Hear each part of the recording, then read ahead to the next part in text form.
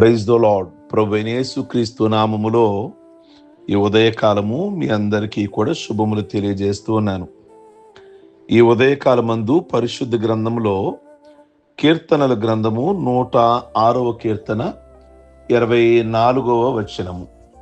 వారు రమ్యమైన దేశమును నిరాకరించిరి, ఆయన మాట నమ్మకపోయిరి. ఈ మాటలు నిజముగా నిరాశ కలిగించువై ఉన్నవి. ఇశ్రాయేలు ప్రజల విషయమై వ్రాయబడిన మాటలు. ఎవరు ఈ వీరు? వారు అనగా ఇశ్రాయేలీలు. వీరి దేవుడు యెహోవా, ఆయన అద్భుతాల దేవుడు. ఇశ్రాయేలు అద్భుతాలు అనుభవించిన వారు. ఇశ్రాయేలీలకు దేవుడు చేసిన అద్భుతాలు ఎన్నో ఉన్నాయి. ఎర్ర సముద్రమును పాయలు చేశాడు, నీళ్లను రక్తముగా మార్చాడు. మిడతల దండును ఐగుప్తీయుల మీదకి పంపాడు. కప్పలు రాజభవనంలోకి పంపాడు. ఆహారం అడిగితే దేవదూతల ఆహారమైన మన్నాను కురిపించాడు. మాంసం కావాలని అడిగితే గుంపులు గుంపులుగా పురేడు పిట్టలను దేవుడు పంపగా తనివి తీరా మాంసమును తిన్నారు. ఐగుప్తులోని తొలి సంతానమును సంహరించాడు. ఐగుప్తంతయు చీకటిని, ఐగుప్తులోని తొలి సంతానము సంహరించాడు. ప్రియ దేవుని బిడలారా, వారు అనగా ఆ ఇశ్రాయేలు ప్రజలు దేవుని కార్యాలను అనుభవించిన వారు. ఎర్ర సముద్రం చీలిపోయి పొడి నేల కలగగా నీళ్లను గోడలాగా కట్టి మధ్యలో విశ్వాసంతో నడిపించాడు ఈ ప్రజలను. అంతటి దేవుని బిడలు ఈ ప్రజలు. అట్టి వారిని గూర్చి దేవుడు పలికిన మాట, వారు రమ్యమైన దేశమును నిరాకరించిరి. వారు అంటే ఇశ్రాయేలీలు. వాగ్దాన దేశము ఎలాంటిది? తన ప్రజలకు ప్రేమించిన దేవుడు తన ప్రజలకు ఇస్తానన్న దేశము ఎలాంటిది? ద్వితీయోపదేశకాండము 8వ అధ్యాయము 7వ వచనము నుండి 10వ వచనం వరకు చూస్తే, నీ దేవుడైన యెహోవా నిన్ను మంచి దేశంలో ప్రవేశపెడతాడు. అది నీటి వాగులను, లోయలలో నుండి, కొండలో నుండి పారు ఊటలను, అగాధ జలములు గల దేశము. అది గోధుమలు, యవలు, ద్రాక్ష చెట్లు, అంజూరపు చెట్లు, దానిమ్మ పండ్లు గల దేశము. ఒలీవ నూనెయు తేనెయు గల దేశము. కరువు అనే మాట ప్రియ దేవుని బిడలరా అక్కడ ఉండదు. నీవు ఆహారము తినే దేశము. అందులో నీకు ఏ లోపము ఉండదు. అది ఇనపరాళ్ల గల దేశము. దాని కొండలలో నువ్వు రాగి త్రవ్వి తీయవచ్చు. నువ్వు తిని తృప్తి పొంది నీ దేవుడైన యెహోవా నీకిచ్చిన మంచి దేశమును బట్టి ఆయనను స్తుతింపవలెను అని రాసుంది. ఇంతటి శ్రేష్టమైన దేశము, ప్రియ దేవుని బిడ్డలారా, పితరులతో ప్రమాణము చేసిన దేశం అనగా పాలు తేనెలు ప్రవహించే దేశం. మీరు దీర్ఘాయుష్వంతులగునట్లు ఆజ్ఞలన్నిటినీ మీరు గైకొనాలి. మీరు స్వాధీనపరుచుకొని పో దేశము మీరు బయలుదేరిని వచ్చిన ఐగుప్తు దేశము వంటిది కాదు. అక్కడ నువ్వు విత్తనములు విత్తి కూరతోటకు నీరు కట్టినట్లు నీ కాళ్లతో నీ చేలకు నీరు కట్టితివి. మీరు స్వాధీనపరుచుకును వెళ్ళబోతున్న దేశము కొండలు, లోయలు కలిగిన దేశం. అది ఆకాశ వర్షము తాగును. నీ దేవుడైన యెహోవా లక్ష్యపెట్టు దేశము. యెహోవా కన్నులు సంవత్సరాది మొదలుకొని సంవత్సరాంతం వరకు ఎల్లప్పుడూ దాని మీద నుండును. ఇంతటి రమ్యమైన ప్రయోజనకరమైన దేశం అది. మన దేవుడు మనకిచ్చే దేశం. ఆ మాటలు ద్వితీయోపదేశకాండం 11వ అధ్యాయము 9-10 వచనాలలో మనం గమనిస్తాం. ఆ దేవుడు ఈ ప్రజలు. అంత గొప్ప దేవుడు ఇంతటి మంచి దేశమును తను నమ్మిన బిడలకు ఇస్తానని వాగ్దానం చేశాడు. ఇశ్రాయేలు ప్రజలు దేవుని బిడలు అనగా రక్షించబడి దేవుని నమ్ముకున్న బిడ్డలు. వారికి దేవుడు వాగ్దానం చేసిన పరలోక రాజ్యం, శ్రేష్ఠ దేశం, ఎంతో శ్రేష్టమైనది. ఆ రాజ్యము దేవుని పరిశుద్ధ పట్టణం. 12 గుమ్మాల పట్టణం.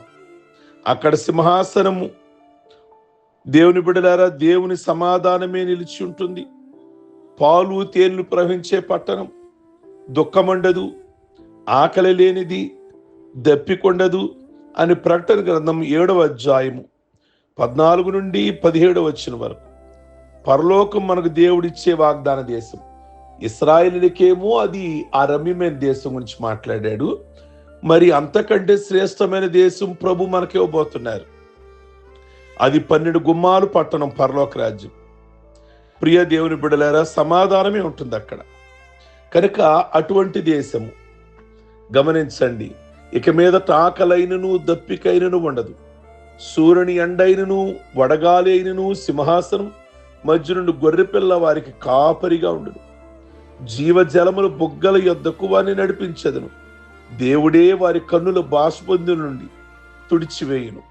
నిత్యము దేవుని దూతలు స్తుతిగానాలు చేస్తున్నారు. కనుక గమనించండి, ఇశ్రాయేలుకి ఐగుప్తు నుండి తీసుకొచ్చి రమ్యమైన దేశం ఇస్తానన్నాడు. అది ఎలాంటి దేశమో మనం చూసాం. ఈ రోజున మనకు ప్రభు పరలోకాన్ని ఇవ్వబోతున్నారు. అది ఎంత అందమైన దేశం అంటే చాలా వివరణిస్తున్నాడు అక్కడ. ప్రియ దేవుని బిడ్డలారా, అద్భుతకరమైన దేశం అని. రమ్యమైన దేశమును ఇశ్రాయేలీయులు నిరాకరించారు. అంతటి గొప్ప దేవుని బిడ్డలు, నమ్మిన విశ్వాసులు శ్రేష్ఠ దేశం కొరకు ఎదురు చూచేవారు, ఎంతో క్రమబద్ధంగా జీవించవలసిన వారు, రమ్యమైన దేశాన్ని కోరువారై ఉండాలి. ప్రియ దేవుని బిడ్డలారా, అబ్రహాం భక్తుడు దేవుడు దేనికి సృష్టికర్త నిర్మాణకుడై ఉన్నాడో ఆ పునాదులు కలిగిన పట్టణం కొరకు ఎదురు చూచాడు. నీతి కలిగి బ్రతికాడు. దోషము లేని జీవితాన్ని జీవించాడు. ఈనాడు మరి విశ్వాసులకు ఆ రకమైన నిష్ట లేకుండా అయిపోయింది. రమ్యమైన పట్టణం చేరుకునేవారు కడు భయభక్తులు కలిగి జీవించాలి. ఈనాడు విశ్వాసులకు చాలా మందికి దైవ భయం ఉండలేదు. ఎక్కడ తప్పు చేసి రమ్య దేశానికి పోకుండా వెలివేయబడతాను అన్న భయం లేకుండా అయిపోయింది. పాపం చేసే ప్రతి వ్యక్తి తాను పాపం చేసినప్పుడల్లా తెలుసుకోవాల్సిన విషయం ఒకటి ఉంది. తప్పు చేస్తున్న నేను రమ్యమైన పరలోక రాజ్యాన్ని నిరాకరిస్తున్నానా, పోగొట్టుకుంటున్నానా అని గమనించాలి. ఇశ్రాయేలు ప్రజలు ప్రతిసారి రమ్య దేశాన్ని నిరాకరించారు. దేవునికి వ్యతిరేకంగా మాట్లాడారు. అంటే అది రమ్యమైన దేవుని నగరను అనగా పరలోక రాజ్యాన్ని తృణీకరించినట్లే అని అర్థం చేసుకోవాలి కదా. రమ్యమైన దేశాన్ని నిరాకరించిన కొన్ని సందర్భాలు ఉన్న ఇశ్రాయేలు జీవితంలో. ప్రియ దేవుని బిడ్డలారా, మోషే బహుశ్రమలకు ఓర్చుకొని ఫరోను సంప్రదించి ఒప్పించి ఇశ్రాయేలు ప్రజలకు విడిపించి తీసుకొని వెళుతుంటే ఎర్ర సముద్రం ఎదురొచ్చింది. ఎన్ని అద్భుతాలు చేసిన దేవుణ్ణి అయితే మోషేతో ఐగుప్తులో సమాధులు లేవని ఈ అరణ్యంలో చచ్చిపోవడానికి తెచ్చావా? ఇట్లు చేయనేలా మా జోలికి రావద్దు, ఐగుప్తీయులకు దాసులు మగుదుమి అన్నారు. కనుక దేవుడు ఎర్ర సముద్రాన్ని చీల్చాడు. ఇలాంటి సందర్భాలు ఎన్నో రమ్యమైన దేశాన్ని వారు త్రోసివేసినవి. కీర్తన 78వ కీర్తన 11వ వచనం నుండి చూస్తే, దేవుని ధర్మశాస్త్రాన్ని మరిచిపోయినా దేవుడు ప్రజలను కనికరించి ఎర్ర సముద్రాన్ని పాయలు చేసిన ఆ మేళ్లను మరిచిపోయి కృతజ్ఞత లేని వారుగా రమ్యమైన దేశాన్ని నిరాకరించారు. ప్రియ దేవుని బిడ్డలారా, కనుక మెరీబా యొద్ద మస్సా దగ్గర దేవుని వారు హృదయాలు కఠినపరుచుకున్నారు. దేవుని యందు విశ్వాసం ఉంచలేకపోయారు. అందుకే రమ్యమైన దేశాన్ని వారు తృణీకరించారు. ఇలా ఎన్నో సందర్భాలలో దేవుడు వాగ్దానం చేసిన ఆ రమ్యమైన అందమైన దేశం, కొండలు లోయలు కలిగిన దేశం, అన్ని పంటలు పండే దేశం, కరువు లేని దేశం, సమృద్ధికరమైన వర్షాలుండే దేశం, ఆ దేశాన్ని ఇశ్రాయేలీలు కాదనుకున్నట్లుగా చాలా సందర్భాల్లో మనం చూస్తాం. సరే, మరి వారి పరిస్థితి అలా ఉంది. ఈ రోజున అంతకంటే 1000 రెట్ల కంటే ఎక్కువ పరలోక రాజ్యం ప్రియ దేవుని బిడ్డలారా, అద్భుతకరమైన దేశం, అందమైన దేశం. ఆ దేశాన్ని ఈ రోజున మనం పోగొట్టుకుంటున్నామా? మన నిర్లక్ష్య పనులు, దేవుని మాట వినకపోవడం వల్ల, దేవుని మాట మీద తిరుగుబాటు చేయటం వల్ల, పాపమును మానలేకపోవటం వల్ల ఈ రోజున మనము ఆ రమ్యమైన దేశాన్ని, పరలోక రాజ్యాన్ని పోగొట్టుకుంటున్నామా? ఈ ఉదయకాలం ముందు గమనించమని ప్రభు పేరట మీ అందరికీ కూడా తెలియచేస్తూ, ప్రియ దేవుని బిడ్డలారా, ఒక రోజున మనము ఆ రమ్యమైన దేశానికి వెళ్ళవలసిన వారమై ఉన్నాం కనుక ఇక్కడ ఉన్న లోకములో లోటులుంటాయి, బలహీనతలుంటాయి, ఆకలి ఉంటుంది, వేదన ఉంటుంది, బాధలుంటాయి, చాలా సమస్యలు ఉంటాయి. కానీ అక్కడ అవి ఏమీ ఉండవని దేవుని వాక్యం సెలవిస్తుంది. కనుక ఆరమ్యమైన దేశం కొరకు అందరూ కూడా సిద్ధపడాలని ప్రభు పేరట మీ అందరికీ మనం చేస్తున్నాం.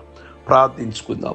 సర్వశక్తి కలిగిన మా తండ్రి, ఇశ్రాయేలీలు వారు రమ్యమైన దేశము నిరాకరించారు కనుక మేము కూడా మీ మాట వినకుండా, ప్రభువా మీ కొందనాలు, ఆ దేశమును పాడు చేసుకోకుండా, ఆ దేశమును పోగొట్టుకోకుండా ప్రతి ఒక్కరు మారు మనసు పొంది, రక్షణ పొంది, మీ సన్నిధిలో భయభక్తులు కలిగిన వారుగా జీవించే కృప దయచేయమని ఈ మాటలు ఈ ఉదయకాలం ముందు అనేకులకు దీవెనకరముగా ఉంచమని ప్రార్థిస్తూ, పెళ్లి రోజులు, పుట్టినరోజులు, అలాగే రక్షణ పొందిన రోజులు చేసుకుంటున్న బిడ్డలందరినీ దీర్ఘాయుష్వంతులుగా చేయమని, మీ ఆశీర్వాదాలు ప్రతి కుటుంబంలో నిండుగా మెండుగా దయచేసి ఇహ సంబంధమైన పర సంబంధమైన ఆశీర్వాదములతో నింపమని యేసు పరిశుద్ధ నామములో అడుగుచున్నాం తండ్రి, ఆమేన్.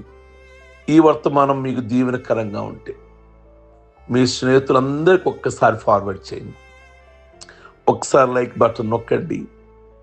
అలాగే కామెంట్ బాక్స్లోకి వచ్చి మీతో దేవుడు ఈ ఉదయకాలం ముందు ఏ విధంగా దర్శించారో మీ అభిప్రాయాన్ని వ్యక్తం చేసి దేవుని మహిమార్థంగా ఆశీర్వదకరంగా ఉండమని ప్రభు పేరు తెలియజేస్తున్నా. God bless you.